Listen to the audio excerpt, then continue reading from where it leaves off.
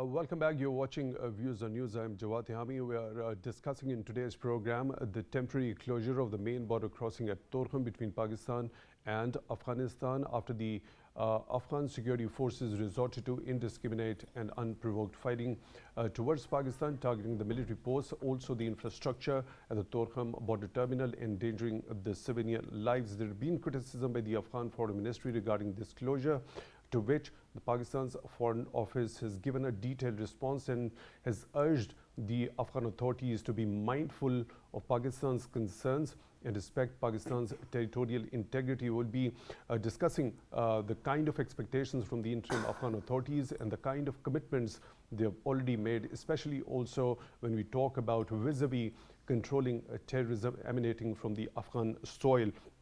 For that, we are honored to have been joined in the studio by Dr. Amna Mehmood.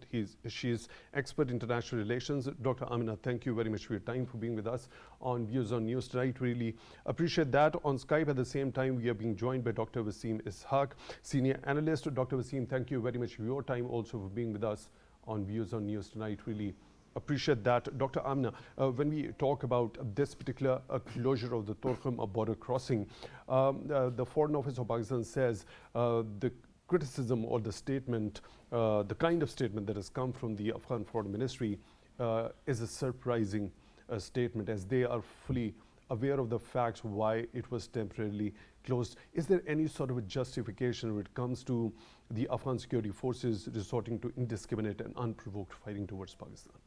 Yeah, obviously they don't have any justification, and when you talk about Taliban and their presence and their movement inside the Afghanistan, that was already informed by Pakistani authorities.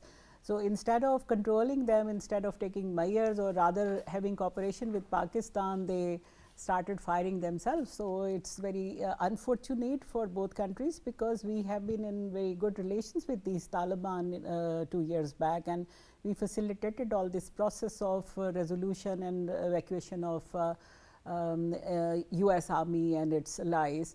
So I think Pakistan expects more from Afghanistan, more cooperation rather than unprovoked attack on Pakistanis and taking number of lives on Pakistani side. I think that this response is not appropriate. It is rather antagonizing, and it's very unfortunate as well.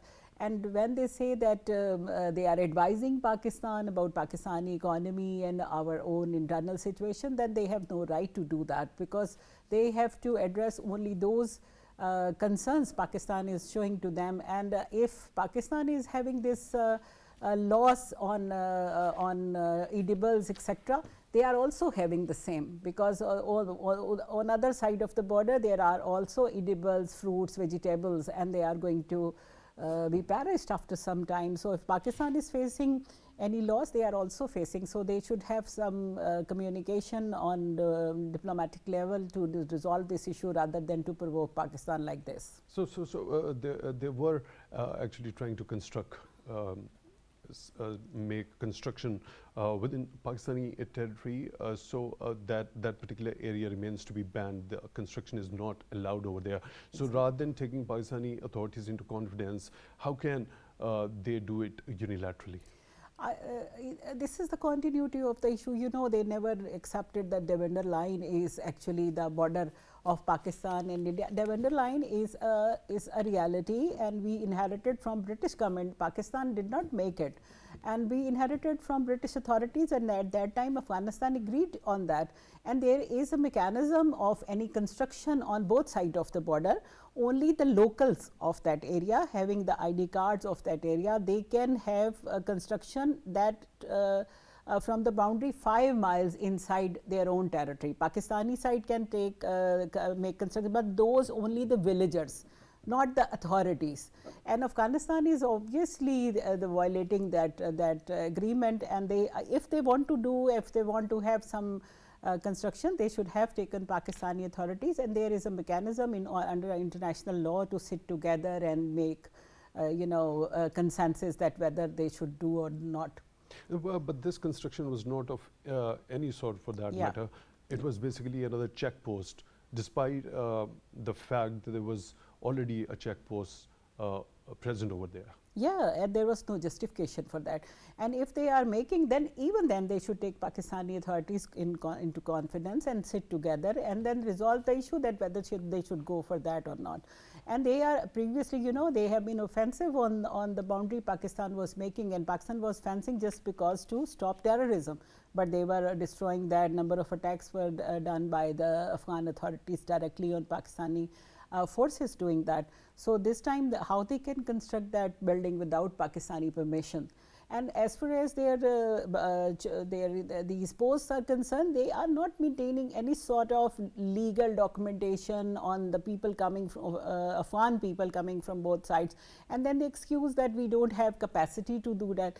If they don't have that capacity, then why are they making these constructions? If they would negotiate that we are making it for instance, checking of the documents from both sides or facilitating people legal movement, only then they can do that, and that with the confidence of both sides. So how crucial is this particular regulation of the movement through this border to check whether the non-state elements are crossing from one side to the other, particularly from Afghanistan to Pakistan? I think that now Pakistan is observing visa for Afghan nationals, and that is the only way to control illegal movement from Afghanistan. I have heard that they have developed enough health facilities on the account of that. They are moving their patients from Chaman border and Turkhan border.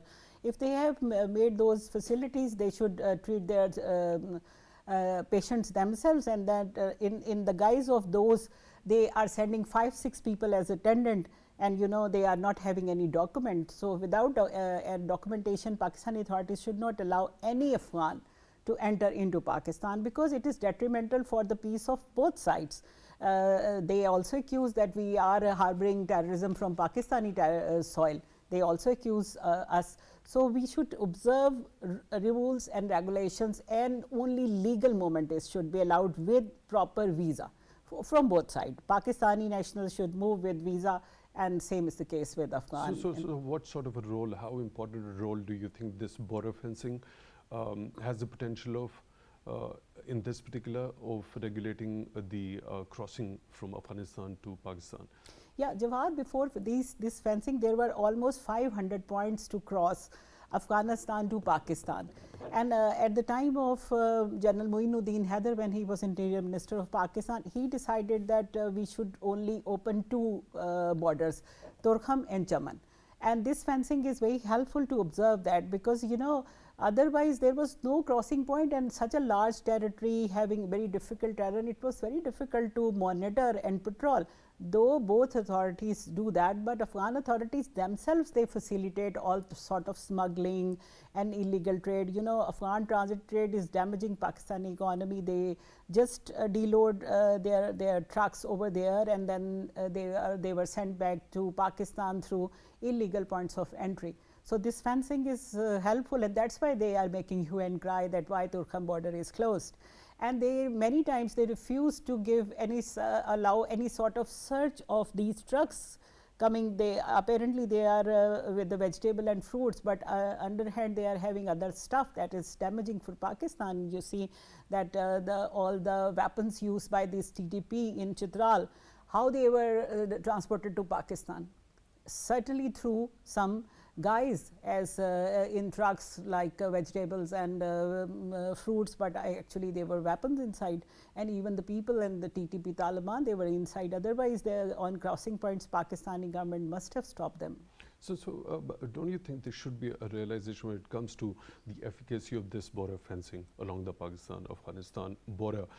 It will not only help check the cross-border terrorism, regulate trade, and get the dividends for the formal economy rather than. So don't you think the interim Afghan authorities should realize that that's going to give them more long-term dividends rather than resorting to these things? Yeah, this is our position, and this is actually the legal position. But I think the Afghan authorities, they are of the view, and not only this government, but even the previous governments, they are of the view that whatever goes in our favor, that is right, and whatever is not in favor of their people and government, that is not fair. So I think that there should be observed, and there should be negotiations, there should be complete process followed, diplomatic process, that what should be the solution of this problem, because that cannot continue for long. Pakistan is not in a affording position to bear such a large scale smuggling from Pakistani side. You see that urea, sugar, atta, everything is smuggled, and there is no accountability, and nobody can stop them. There is a question that what authorities are doing on the border. Border security force on both sides, they are responsible. And if you are not observing legal trade, certainly that would give way to this illegal smuggling, and that is toxic for Pakistani economy, that is damaging. You are not having any taxation and draining all your resources, and you see the prices in Pakistani market because of this illegal smuggling. So how do you analyze this statement by the Afghan Foreign Ministry when they say, to which the Pakistan's foreign office has responded by saying that it includes the irrelevant comments and unsolicited remarks regarding Pakistan's economy and the foreign trade. The Afghan Foreign Ministry's statement goes on to say that the closure of Torkham Gate can adversely affect bilateral and regional trade and cause trade and financial losses to common mercantile class on both sides. Yeah, obviously it's on both sides. And I think that this statement is having inherent threat against Pakistan, that if you are not going to open this border, then you cannot cross Afghanistan and your goods would not be allowed to transport to Central Asian states. But that would be on both sides. Afghans are also, because all these items apparently standing on Torkham border, they are perishable. And after some time they would be perished and they would be having no price. So, if Afghanistan is threatening us, they are more threatened, because they would not be able to sell their veggies and their fruits anywhere, right. So, if they want to have a mutual interest, mutual trade, then they have to sit on the table and then resolve this issue, that everything would be traded and we welcome trade, but that should be under the rules and regulations and under the ambit of a network of legal people sitting there, and they would allow only the trade that is legal and not illegal trade. Anyway. Right. Dr. Amna, now the Pakistan's Foreign Office says that temporary closures take place only in extreme cases such as this attack on 6th of September. Now, also when the Afghan soil is used for cross-border terrorism. Now, in these extreme cases, shouldn't disclosures send a message to the Afghan authorities to realize and go for rectification rather than pointing fingers towards Pakistan and criticizing the move? Yeah, this is not the first time Torkham border was closed when Salala incident happened, and number of other times.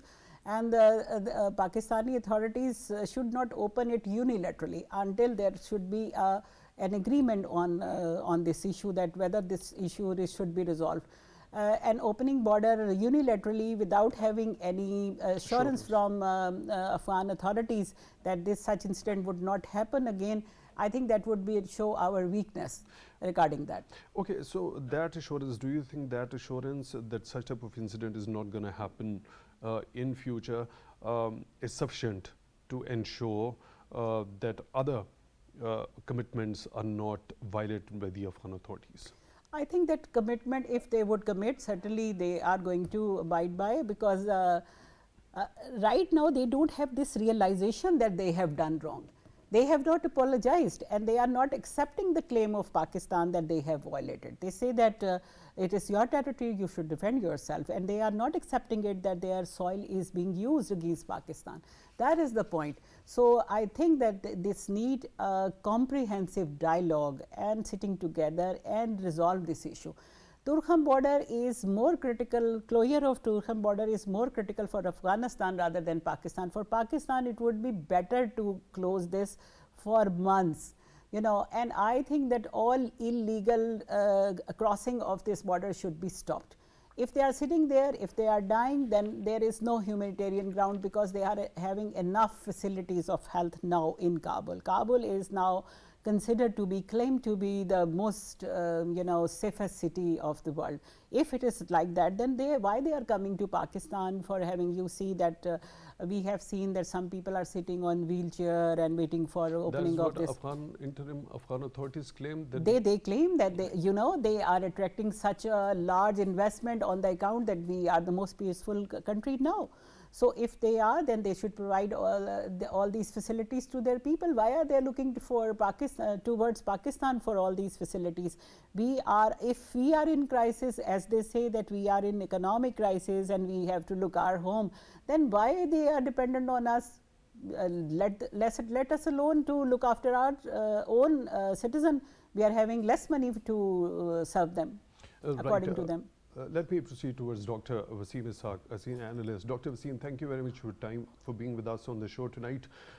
Do you see any sort of a justification in the criticism from the Afghan authorities regarding the temporary closure of the Torkham border crossing? Thank you very much, and it's my pleasure to be here. I'm sorry for a few technical issues. My personal view on the ongoing Pakistan-Afghanistan relations is actually a comprehensive approach. While the Afghan government's allegations on Pakistan are certainly ill-founded, but my personal view is that we should be out of zero-sum game. While the Pakistani forces, Pakistani people are suffering because of the terrorism which is originating from Afghanistan. However, from my perspective, the way forward is constructive engagement at government level, at the military levels, at the people levels. While the closure of Torkham would certainly pinch Afghanistan, because Afghanistan's entire lifeline depends on Pakistan, from Torkham as well as from Chaman. Pakistan is not a cruel state. We have sacrificed a lot since last 40 years. We have hosted more than 4 million Afghan refugees during Afghan jihad time. More than 2.5 million are still living in Pakistan today. They are the registered one, and I'm sure half of that will be unregistered. So despite our humanitarian overtures, despite our all efforts for bringing stability in Afghanistan, the things are not moving the way we have actually sacrificed for them. However, the way forward is again a constructive engagement. Taliban government, ever since they took over in the last 2 years, have tried to bring a degree of stability because they themselves from inside are not very powerful enough. And also because of lack of international legitimacy, there are certain issues with respect to their own dispensation. So there are limitations in their governance structure and their governance capacity.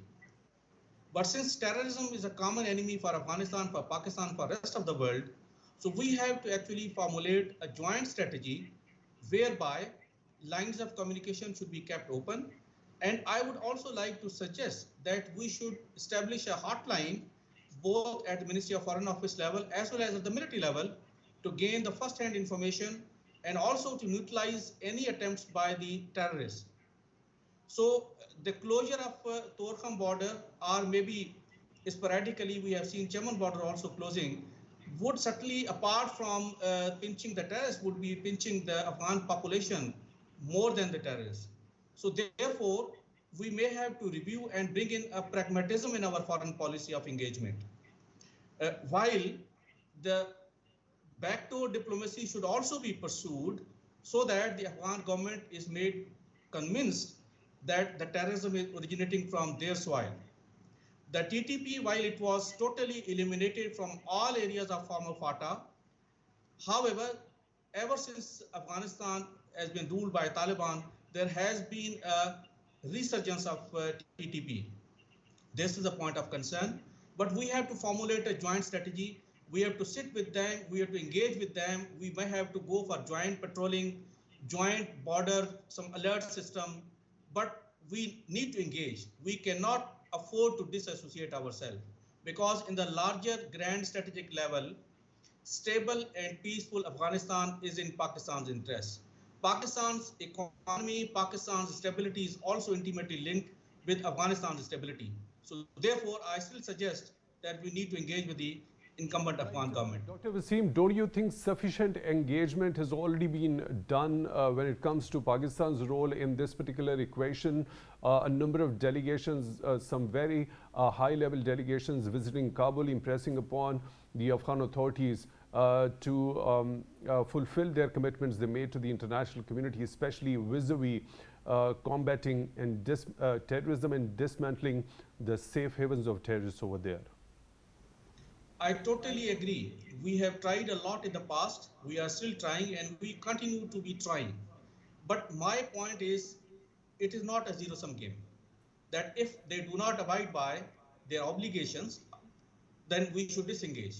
We need to continue to remain engaged, but I am rather suggesting that we need to enhance the level of engagements at the political level, at the military level, at the foreign office level, backdoor, back channel, track to diplomacy, and people-to-people contact level. Right, that is the only solution. Dr. Waseem, I seek your pardon for the interjection over here. Once again, Pakistani side had been trying to engage with the Afghan authorities. When it comes to the presence of Band Tehrik-e-Taliban Pakistan on the Afghan soil, there had been repeated denials by the interim Afghan authorities regarding their presence over there.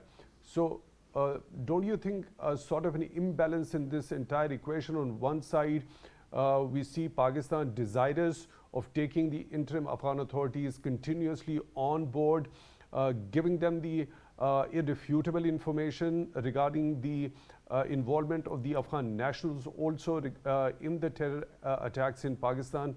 On the other side, we see continuous and repeated denials by the interim Afghan authorities. Do you think with further engagement, this particular equation could be balanced in a way? Yes, I think diplomacy is all about engagement, and international relations is all about engagement. If at bilateral level it has not been able to deliver, then we may have to expand our relationship through multilateral forums. I think China is one such country which has been intimately involved in bringing stability in Afghanistan. China has also given its peace plan for Afghanistan, and we have held 2 summits in this year, quadrilateral summit in Samarkand and also one in Islamabad, trilateral summit. So we may have to then expand the sphere of engagement, and we may have to involve countries like China, the regional organizations like SCO, for instance, so where the China also has a voice, and I'm sure Afghanistan also has a stakes for engagement with China. So by expanding our cooperation, by expanding our engagement, hopefully the things would be resolved. Right, Dr. Waseem, now when we talk about the recent terrorist attack in Chitral, in which 4 security forces were martyred and 16 fighters of Band Tehrik-e-Taliban Pakistan were also killed. Now the Inter-Services Public Relations said regarding the movement of these terrorists, let me quote that the terrorist movements and concentration in different areas which have been mentioned, this statement by ISPR from Nuristan and Kunar provinces of Afghanistan had already been picked up and were timely shared with the interim Afghan authorities. And the interim Afghan authorities was expected to fulfill its obligation and deny the use of Afghan soil by the terrorists for perpetuating acts of terrorism against Pakistan. Now, when Pakistani side has shared the information regarding the terrorist movement already on the Afghan soil with the interim Afghan authorities, beyond this level, what sort of engagement do you expect Pakistani side to have with the interim Afghan authorities? And they're not taking any sort of action on that information. Thank you very much. A very good question. And I would like to answer this in slightly broader and a comprehensive way. As we know that there's a treacherous border between Pakistan and Afghanistan. Most of the border has been fenced, but there are still many places from which the terrorists can pass through. This is exactly what I'm saying, that we need to engage even at the tactical level, local commanders on both sides to deny space to the terrorists. While we pass on the information, one factor could be probably that they don't have a capacity to expand their security operations into those areas which are now creating trouble for us. So in that case, by all means, we must engage the Afghan forces at the tactical military level, at the military hotline level, and also at the political level. Jointly, we have to deny space to the terrorists. While they have not been able to deliver, we still continue pursuing that, and we should formulate a joint strategy for denying space to the terrorists. This is right, fundamental. In that sort of a scenario, don't you think if there are capacity issues with the interim Afghan authorities in those particular areas where they don't have a complete control, don't you think they should be requesting for the help and assistance and support not only from Pakistan but also from other regional countries to build up their capacity and to address that very threat emanating from those areas? Sure. This is a very pertinent question, and I believe that in last one quadrilateral and trilateral summit with China, Afghanistan, Pakistan, and Russia, these discussions have taken place, how to build the capacity of Afghan security forces. And at present, there is a dire need for capacity building of Afghan security forces, and China and Russia together are also willing for their capacity building.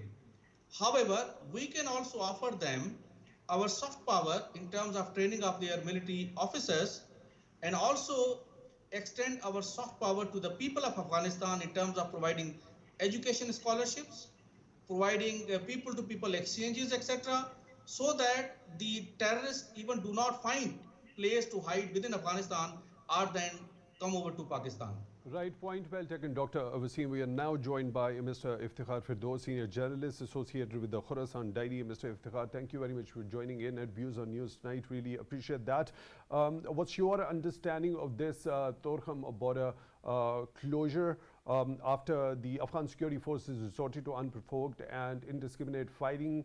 Do you think, is there any sort of a justification to have a construction without taking the Pakistani authorities on board when it comes to the Afghan authorities who are trying to do that? Jawad, what is important to understand is the build-up on the border. And when we're talking about Torkham, we cannot forget what was happening simultaneously on the other borders. And when I say that, I'm actually talking about our border touching Afghanistan's province of Badakhshan and Nuristan in particular towards the Chitral area of Khorasan.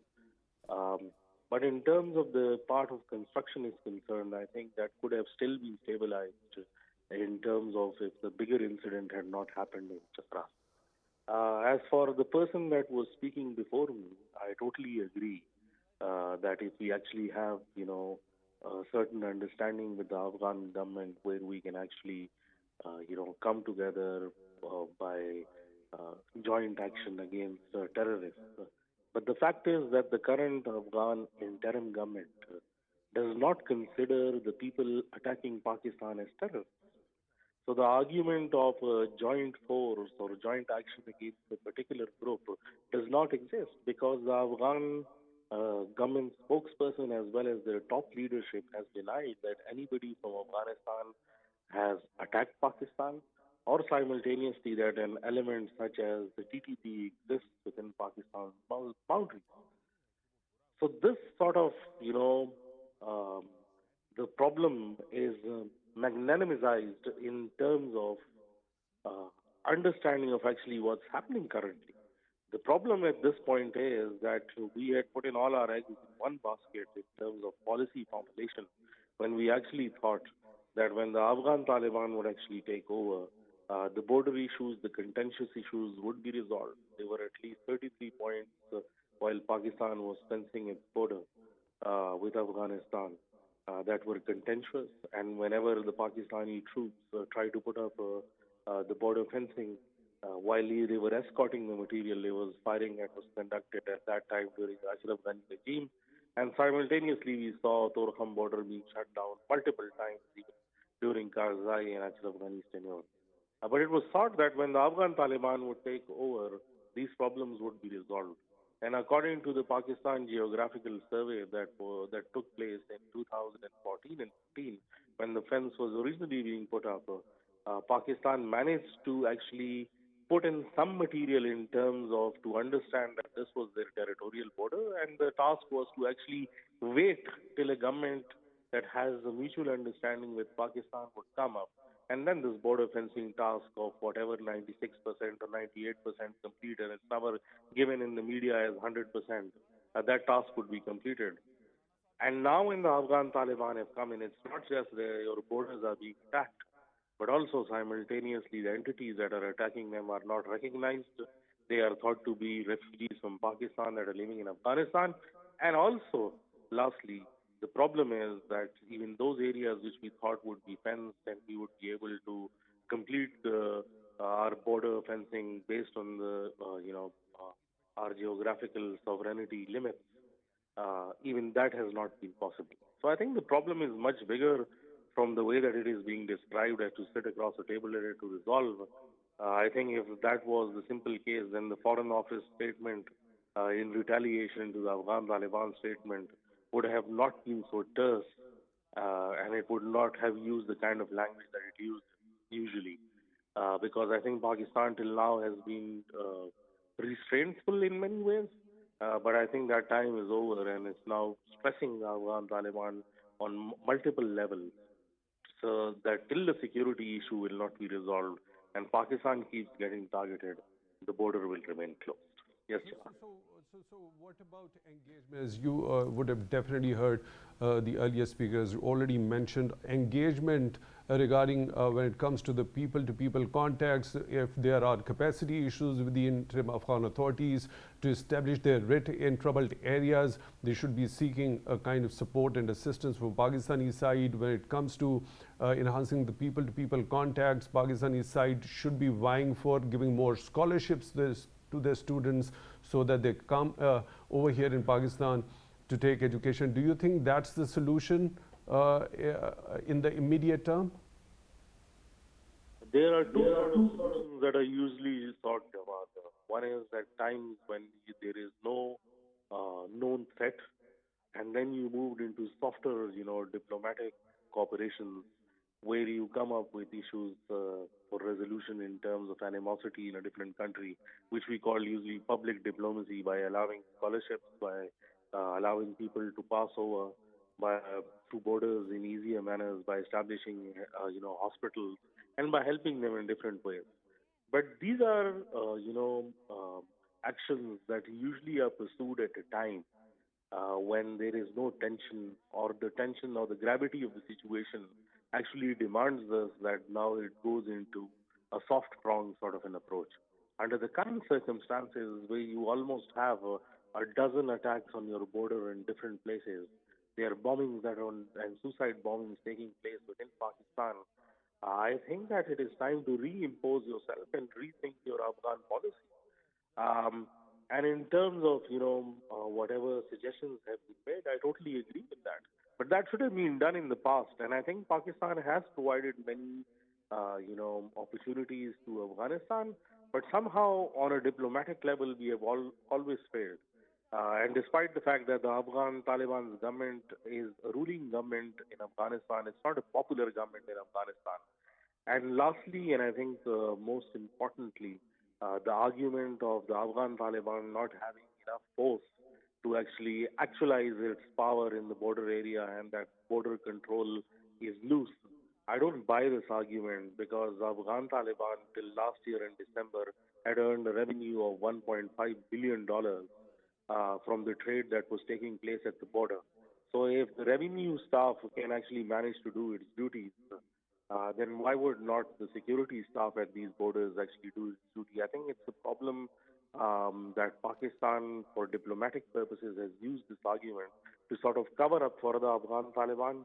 But I think that cover is now being blown up, and I think that now people are actually realizing on how big this problem is and how much effort it will actually take for them to resolve.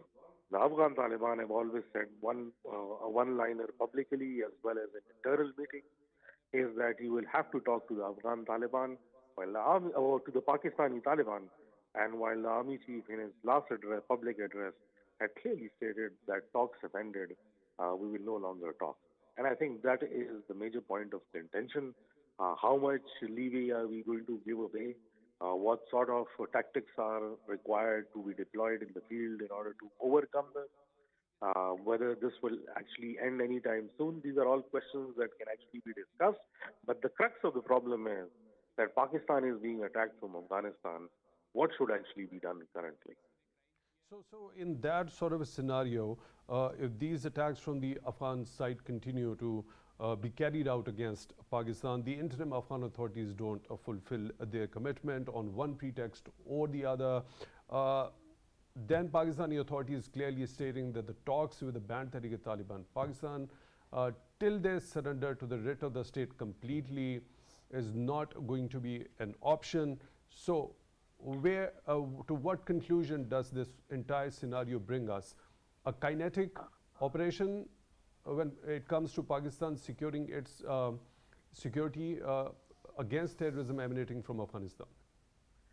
See, Jawad, importantly, in the last Apex committee meeting, when there was a bombing that took place, and then later on there was the National Security Council that actually met. If you analyze both the statements, it clearly says that you don't need a large-scale kinetic operation within Pakistan's territorial borders, because kinetic operations are only launched to challenge the government. There is no place that is ungoverned in Pakistan at this point. So a massive kinetic operation within Pakistan domain cannot be launched. It is not the requirement. What is required at this particular point is that you will have to use large diplomatic.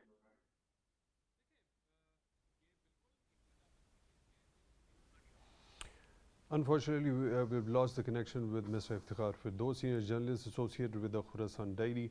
Mr. Firdous, thank you very much for being with us on the show. Dr. Amna, what is the way forward from here on? How to engage with the Afghan Taliban to impress upon continuously so that they could fulfill their obligations?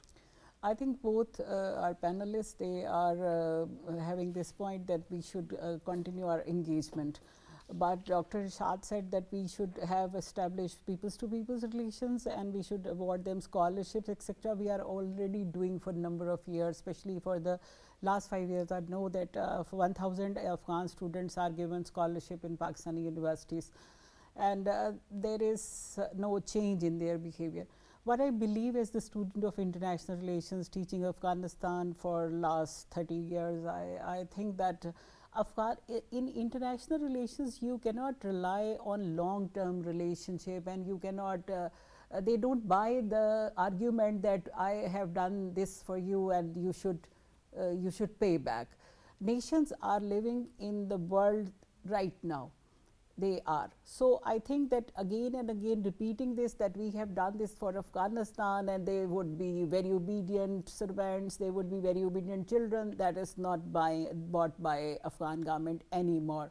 And you cannot rely Afghan people. They were here 4 billion or so, I think that they were much more. But they are thinking that it was the responsibility of Pakistan, and they have this blame game as well, that Pakistan was involved in attack on them. So I don't expect anything from their side. If you are expecting that peoples to people relations can improve, at this time we have to go government to government relations. And I also don't buy this argument that Afghan government is not having that capacity. They do have this capacity, but they are not interested in investing any effort and money on Afghan border, because their work is done and Durran border will be closed for a few days and that it would be open. So what I mentioned earlier, that there should be a comprehensive dialogue with Afghan authorities, coming them to solution. Obviously, that would be on bargaining basis, because if Pakistan is losing something, they are also losing. They are also losing their trade, they are also losing their relationship with Pakistan. And Pakistan even can use that Afghan transit trade agreement should be reopened. It should be reviewed, that only things which are allowed under the international law, that would be allowed, and all facilities could be withdrawn. They should use some other means. They are having relations with Iran and China, and for Central Asian states, they can get those things from there. And I appreciate this suggestion that there would be quadrilateral, multilateral dialogue to bring Afghan Taliban on the position. As you said, that if they would agree and they would not abide by later on, that what would we do, that we need some guarantors in that context. And there should be, they are having good relations with China, they are having good relations with Russia, and they are very much interested into entering into SCO, and they are getting all benefits out of that. So I think that can be guarantor, and that process can be continued. That was already mentioned by Dr. Ishaque. So if that is not the matter of capacity, as you mentioned, that I think happens that to be the matter of will. You know, it's a matter of will. If there is a matter of will, how can a guarantor guarantee in future or ensure the promises, even for now, if they make? Yeah, it's a very pertinent question, but I think that since the guarantor, China and Russia, Afghanistan is having stake with them. They have lot of investment. China has lot of investment, and they are providing them all facilities for development, and that is very pertinent for the development of Afghanistan. That is actually the guarantee for the survival of interim Afghan government, because they have to deliver for interim period. So I think the stakes involved in that would compel them to come to the terms and abide by the terms. Dr. Waseem, please go ahead with your last closing comments. What do you have to say regarding the way forward? The constraints of Afghan government are their legitimacy within Afghanistan and their legitimacy outside. I talk of capacity because I have done a lot of research on that. Even during the time when the United States and NATO forces were there, even they did not have the capacity to secure the entire border. Now, once all those forces have gone and Afghan national security forces virtually collapsed at their departure, so now there are loose ends which certainly cannot be commanded through a unified command. This is the major challenge for the Afghan government from my perspective. So therefore, to enable them to discharge their duties effectively, we need to constructively engage for joint patrolling, joint border monitoring, joint fighting terrorism into those areas from where the terrorism is being emanated. Let's be on this side of the border and let's ask the Afghans to be on the other side of the border. That is the way forward, and that will bring in comprehensive confidence building measures among the two countries. And I think we cannot disengage and disassociate from the current Afghan government, because that is the only government which is now available there and which might have to rule for quite some time till the time new elections are held and new government comes in. So from my perspective, we need to constructively engage with the current Afghan government. Dr. Waseem, Ishaque, senior analyst, joining us on Skype. Thank you very much for being with us on the show tonight. Really appreciate that. In the studio, we were joined by Dr. Amna Mehmood, expert in international relations. Dr. Amna, thank you very much for your time, also for being with us on the show and for giving your deep insight into this particular pressing problem regarding the commitments of the interim Afghan authorities that they need to fulfill as per their commitments to the international community. Pakistan's engagement with the Afghan authorities in order to impress upon them continuously so that they are made to fulfill those international obligations in letter and spirit. With that, we come to the end of today's show. Till the next one, take good care of yourselves.